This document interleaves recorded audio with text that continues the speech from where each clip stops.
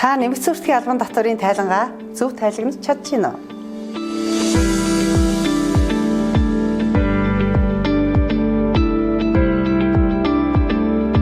Нэмэгдсэн үртгийн албан татварын тайланд худалдан авалтын хасалтыг борлуулалттай уялдуулан хэрхэн хийх талаар бүгдээрээ жишээн дээр авч үзье. Манай жишээн дээр уулуурхайн олборлолт борлуулалт хийх тусгай зөвшөөрлөлтөй А компани жишээг авсан байгаа. Тухайн компани маань эрчим хүчний хөрөн нүүрс олборлон мөн зарим хэсгийг нь коксчлон борлуулдаг. За тухайн тайлант хугацаанд орон нутгийн дулааны цахилгаан станцад буюу дотоодын борлуулалтаар 1.8 тэрбум төгрөг, за мөн дотоодын борлуулалт олон улсын төсөл хэрэгжүүлэгч байгууллагад 1.2 тэрбум төгрөгийн борлуулалт хийсэн. За Б улсад экспортлсон хоёр төрлийн ашигт малтмалын бүтээгдэхүүн байна. Энэ нь нэгдүгээрт нь хөрөн нүүрсийг 1.2 тэрбум төгрөгөөр борлуулсан. Коксчлсон хөрөн нүүрс буюу уулуурхайн эцсийн бүтээгдэхүүн 1.3 тэрбум төгрөгөөр борлуулжээ. За тайлант хугацаанд дотоодын зах зээлээс худалдан авсан 1.5 тэрбум төгрөгийн худалдан авалтанд нэмэгдсэн үртгийн албан татвар төлсөн нь цахим бадаанаар баталгаажсан. За импортоор нүүрс коксчлох бодис худалдан авахд зориулж тэг 100-ны 3 тэрбум төгрөгийн нөөц төлсөн нь гайлийн мэдүүлгээр баталгаажсан байна. Тэгвэл бүгдээрээ тухайн сарын тайланд хасагдах нөөтийн хэмжээг тодорхойлъё. За тухайн тайлан гарахдаа нөөтийн хэмжээг хасагдах нөөтийн хэмжээг тодорхойлохдоо борлуулалтын орлого дээр ихний ээлжинд дүн шинжилгээ нь. За дотоодын зах зээл борлуулсан бараа. Үүн дотроо орон нутгийн дулааны цахилгаан станцад нийлүүлсэн бараа. Энэ дотоодын зах зээл борлуулсан бараа учраас нэмэгдсэн үртгийн албан татварын 10%-аар ногдуулнаа. Тухайн борлуулалтын орлого олоход зориулан дотоодын зах зээлээс буюу импортоор худалдан авсан бараа ажил үйлчилгээнд төлсөн нөөтийг хасалт хийх эрхтэй. Тэгэхээр тухайн борлуулалтанд ногдох худалдан авалтын хасалтыг хийх нэ. За дараа нь дээд төсөл хэрэгжүүлэгч байгууллагад нүүрс борлуулсан. За тэгвэл энэ борлуулалтын дээрээ нэмэгдсэн үртгийн албан татвараа яаж тооцох вэ гэхээр хуулийн дагуу 13-ийн 1-ийн 3 заасны дагуу чөлөөлөгдөнө энэ борлуулалт маань.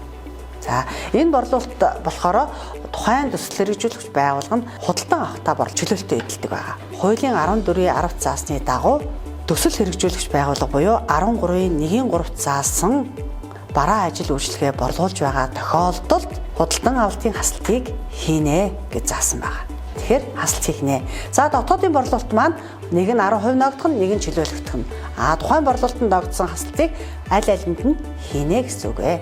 За дараагийнх нь өгүүлбэрт маань экспортод гаргасан хоёр төрлийн нүүрс байгаа. За нэгдүгээрх нь болохоор коксчлсон хөрөн нүүрс. Коксчлсон хөрөн нүүрс нь засгийн газрын тогтоолоор уулуурхайн эцсийн бүтээгдэхүүний жагсаалтыг баталсан байдаг. Тэгэхээр коксчлсон хөрөн нүүрс маань энэ тогтоолоор ашигт малтмалын эцсийн бүтээгдэхүүн болж байгаа. Тэгэхээр нөөтийн хуулийн 12-ийн 1-ийн 7 заасны дагуу ашигт малтмалын эцсийн бүтээгдэхүүн экспортод гаргасан тохиолдолд тэг хувь хэмжээг нэмэгдсэн үртгийн албан татвар ногдуулна. Тэгвэл тэг хувь хэмжээгээр нэмэгдсэн үртгийн албан татвар ногдуулж байгаа 10% хэмжээгээр нэмэгдсэн үртгийн албан татвар ногдуулж байгаа тохиолдолд нэмэгдсэн тухайн борлуулалтанд зориулан худалдан авсан бараа ажил үйлчилгээнд төлсөн нэмэгдсэн үртгийн албан татварыг төсөв төлөх нөөтөөс хасаж тооцноо. За дараагийн экспортод гаргасан бүтээгдэхүүн маань нөгөө зарим хэсгийг коксчулдаг гэсэн, зарим хэсгийг түүхээр нь гаргадаг гэсэн тийм экспортод. Бусад хөрөн нүүрс албан татвараас чөлөөлөгдөх заалттай. Тэгэхээр хуулийн 13-ийн 1-ийн 13 заасны дагуу албан татвараас чөлөөлөгдөнө. Уулуурхайн эцсийн бүтээгдэхүүнээс бусад бүтээгдэхүүн. Тэгвэл хуулинд юу гэж заасан бэ гэхээр нэмэгдсэн үртгийн албан татварын 13-ийн 6-гийн 3-т зааснаар чөлөөлөгдөх борлуулалттай холбоотой худалдан авалтын хасалтыг хийхгүй гэж заасан байна. Тэгвэл экспортод гаргасан хөрөн нүүрсний хувьд чөлөөлж байгаа орлогын хувьд түүнд зориулан худалдан авсан бараа ажил үйлчилгээний төс нөөтийг хасахгүй нэ гэж ойлгох хэрэгтэй. Орон нутгийн дулааны станцад буюу дотоодод борлуулсан 1.8 тэрбум төгрөгийн нөөтөн дээр 10% буюу 180 сая төгрөгийн нөөт төсөв төлөх нөөт гаржээ. Олон улсын төсөл хэрэгжүүлэгч байгууллагад дээд 1.2 тэрбум төгрөгийн борлуулалт хийсэн. Энэ нь 13-ийн 1-ийн 3 гэх заалтаар чөлөөлөгдөнө. За Б улсад экспортлсон коксчулсан хүрэн нүүрс нь уул уурхайн эцсийн бүтээгдэхүүн учраас нэмэгдсэн хүртгийн албан татварын хуулийн 12-ийн 1-7 заасны дагуу тэг хувийн нөөт ногдно. Экспортлсон хүрэн нүүрс нь эцсийн бүтээгдэхүүний жагсаалт хамаарахгүй учраас чөлөөлөгдөх борлуулалт болно. Тэгэхээр тайланд сард төсөвт 180 сая төгрөгийн нэмэгдсэн хүртгийн албан татвар төлөхөөр тооцоологдож байна.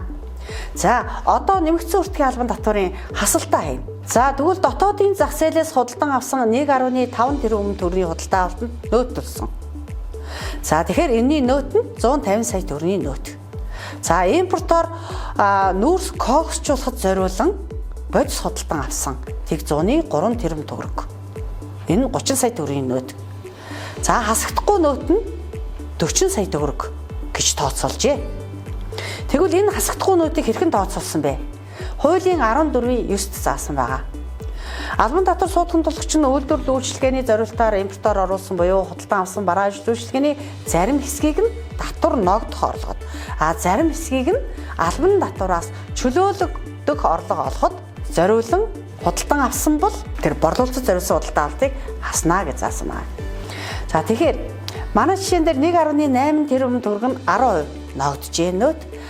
Тэг 1.2 тэрбум төгрөг нь нөгөө төсөл хэрэгжүүлэгч байгууллага чөлөөлөгдөх борлуулалт. Гэхдээ яасан бэ гэхээр энэ 14.10 заасны дагуу энэ хасагдахгүй нөөт гэдэгт хамаарахгүй гэж тусгаалсан заалттай. За тэгэхээр энэ бас яаж юм? Хасагдахгүй нөөдөд тооцогдохгүй нэ. 1.3 тэрбум төгрөг тэг хувийн нөөт ногдуулсан энэ худалдан авалтын хасалтыг хийнэ. Нийт 4.5 тэрбум төгрөгийн борлуулалтын орлогоноос манай жишээн дээр зөвхөн экспортод гаргасан уул уурхайн эцсийн биш бүтээгдэхүүн буюу түүхийн нөөцийн борлуулалтын 1.2 тэрбум төгрөгийн борлуулалтанд ногдох худалдан авалтанд төлсөн нөөтийг хасахгүй нэ.